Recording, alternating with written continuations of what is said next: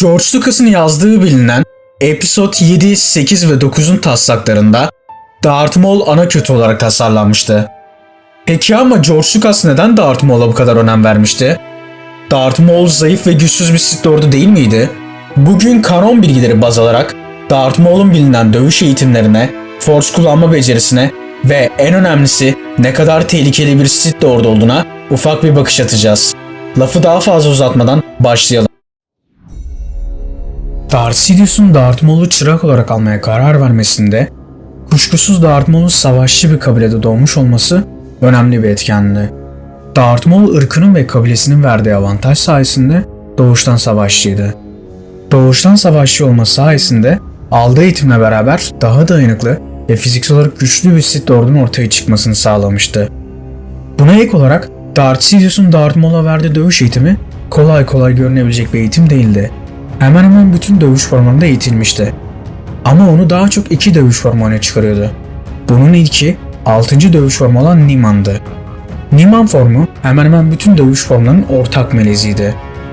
Kullanıcısının iki taraflı ışın kılıcını çok daha iyi kullanmasının yanında daha çok Force'a bel bağlayan bir formdu.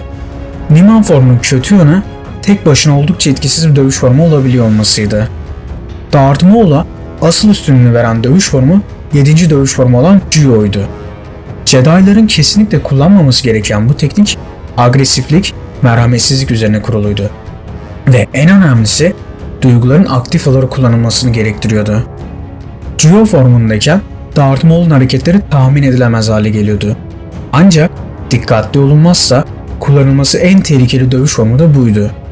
Darth Maul aldığı bu dövüş eğitimleriyle ve ırkının verdiği fiziksel özellikler sayesinde savaş alanında çok büyük bir oranda üstünlüğe sahip oluyordu.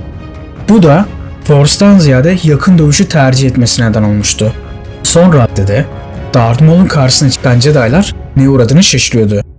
Ama dövüş eğitimi tek başına ne kadar güçlü olduğunu anlamak için yeterli bir etmen değil.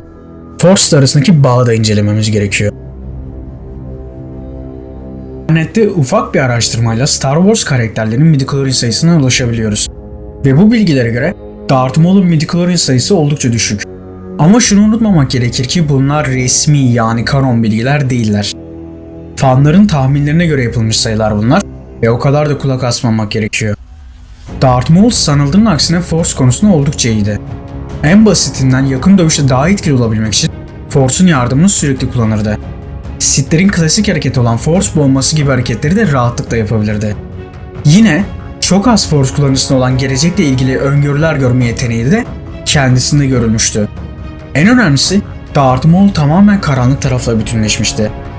Obi-Wan Kenobi tarafından ikiye bölündüğünde karanlık tarafla olan bağı sayesinde hayatta kalabilmişti. Darth Maul'un zayıf bir Sith Lord olarak görülmesindeki esas konuya gelelim. Yani Force Lightning meselesine. Madem Darth Maul Force'da bu kadar iyi, o halde neden Force Lightning kullandığını hiçbir zaman göremedik? Bunun cevabı aslında oldukça basit. Bir karakterin bir özelliği hiç kullanmadığını görmemiz, o özelliği asla kullanamadığı anlamına gelmez. Cevabı biraz daha açarsak, Force Lightning genelde yanlış anlaşılan bir güç. Sanki sadece çok güçlü olanlar kullanabiliyor algısı var ama bu çok doğru bir algı değil. Legends hikayelerden de bildiğimiz kadarıyla hemen hemen bütün karanlık taraf kullanıcıları Force Lightning kullanabilirdi. Hatta Jedi'ların bile rahatlıkla kullanabildiği görülüyor. Kanona gelirsek neredeyse sıfır denilebilecek bir eğitimle Rey'in bile istemsiz bir şekilde Force Lightning kullanabildiğine şahit olduk. Force Lightning genelde düşmanın işini uzaktan bitirebilmek için kullanılırdı ve yakın dövüşte oldukça etkisiz bir güç haline geliyordu. Darth Maul'un yakın dövüşü özellikle tercih ettiği bilinen bir gerçek. Bu yüzden Maul için savaş sırasında Force Lightning kullanmak asla bir seçenek haline gelemezdi.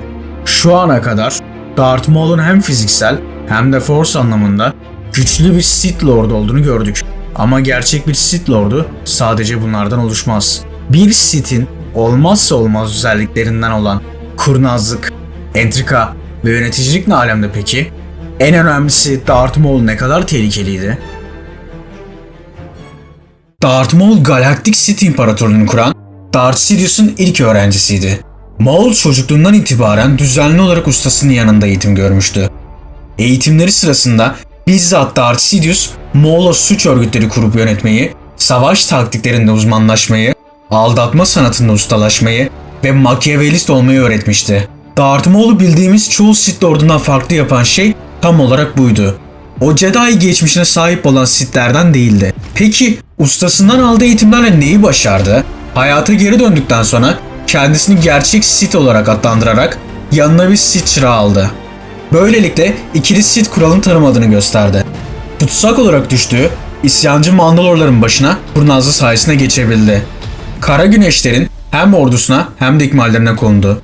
Suç örgütlerini tek bir pot altında birleştirmeyi başardı. Mandalor iç siyasetini iyi bir şekilde analiz ederek bizzat kendi yaptığı planlarla halkın desteğini alarak Mandalor'u fethetti. Ve Mandalorların yeni hükümdarı oldu.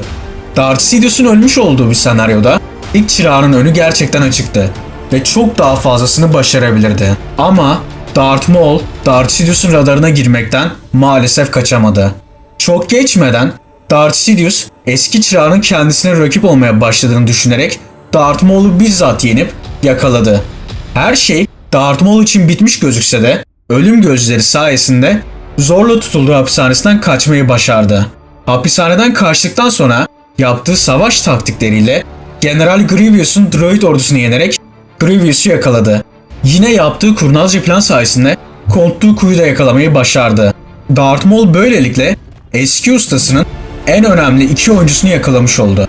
Bununla da kalmayıp eski ustasına bir kez daha kafa tutarak Count Dooku'ya kendi çırağı alma teklifinde bulundu. Sadece bu örnekler bile Darth Maul'un ne kadar tehlikeli bir Sith Lord olduğunu göstermeye yeterli denilebilir. Bu kısma kadar Darth Maul'un üst düzey bir savaşçı olduğunu, sanıldığının aksine Force'u iyi kullandığını ve ne kadar tehlikeli biri olabildiğini görmüş olduk. Bütün bunları topladığımız zaman ise karşımıza güçlü bir Sith Lord'u çıkmış oluyor. Ama yapmamız gereken son bir kısım daha var. Darth Sidious'un gözünde Darth Maul mu daha iyi bir Sith Lord'u yoksa Count Dooku mu sorusuna cevap bulmak. 2015 yılında çıkmaya başlayan Darth Vader çizgi romanın 20. sayısında Darth Sidious'un eski çıraklarını yorumladığına şahit olabiliyoruz. Çizgi romanda Darth Sidious, Darth Maul için bir kayıp olduğundan bahsederken Count Dooku ya da Sith ismiyle Darth Rhynos için ise Proto Torpedo benzetmesini yapıyor. Yani Count Dooku, Darth Sidious için sadece bir araçtı. Hiçbir zaman favori adayı olamamıştı. Mecbur kalındığı için Sith çırağı olmuştu. Darth Maul, Obi-Wan Kenobi'yi de öldürüp görevini tamamlayabilseydi, Anakin büyüyene kadar asıl Sith çırağı olarak kalmaya devam edecekti. Tabi Darth Maul'un küçük Anakin'i kesmediği bir sonu baz alırsak. Peki sizce 7-8-9'un ana kötüsü Darth Maul olsaydı Kylo Ren ve Snoke'dan daha başarılı bir kötü olabilir miydi? Videonun altına yorum olarak yazarsanız sevinirim.